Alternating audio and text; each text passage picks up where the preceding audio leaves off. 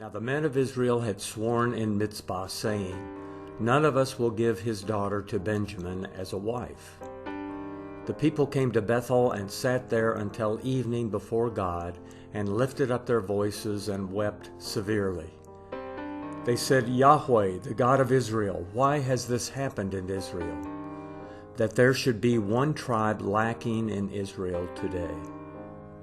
On the next day the people rose early and built an altar there, and offered burnt offerings and peace offerings. The children of Israel said, "Who is there among all the tribes of Israel who didn't come up in the assembly to Yahweh?" For they had made a great oath concerning him who didn't come up to Yahweh to Mizpah, saying, "He shall surely be put to death."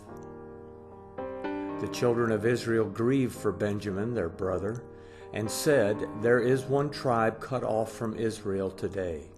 How shall we provide wives for those who remain, since we have sworn by Yahweh that we will not give them our daughters to wives?" They said, "What one is there of the tribes of Israel who didn't come up to Yahweh to Mizpah?" Behold, no one came from Jabesh Gilead to the camp to the assembly.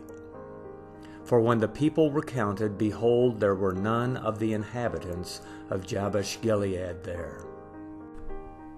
The congregation sent 12,000 of the most valiant men there, and commanded them, saying, "Go and strike the inhabitants of Jabesh Gilead with the edge of the sword, with the women and the little ones. This is the thing that you shall do. You shall utterly destroy every male, and every woman who has lain with a man."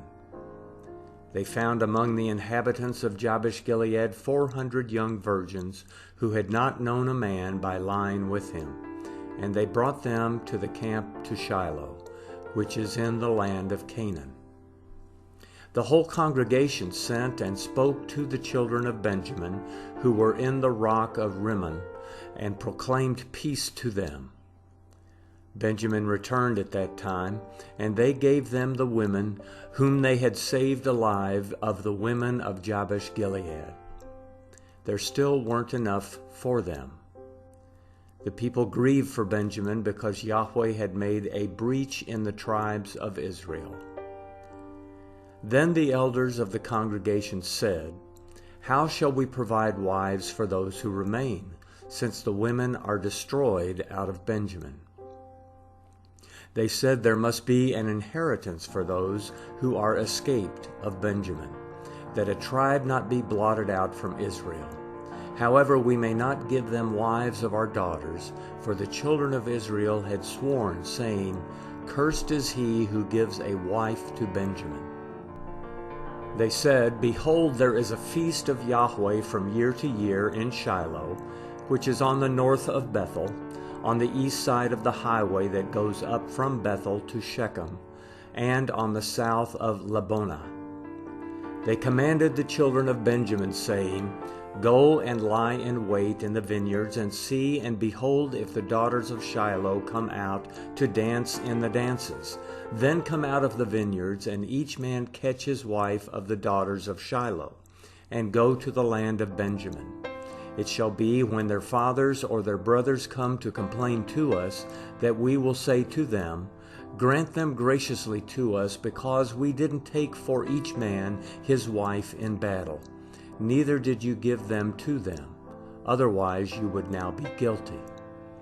The children of Benjamin did so, and took wives for themselves according to their number, of those who danced, whom they carried off. They went and returned to their inheritance, built the cities, and lived in them. The children of Israel departed from there at that time, every man to his tribe and to his family, and they each went out from there to his own inheritance. In those days there was no king in Israel. Everyone did that which was right in his own eyes.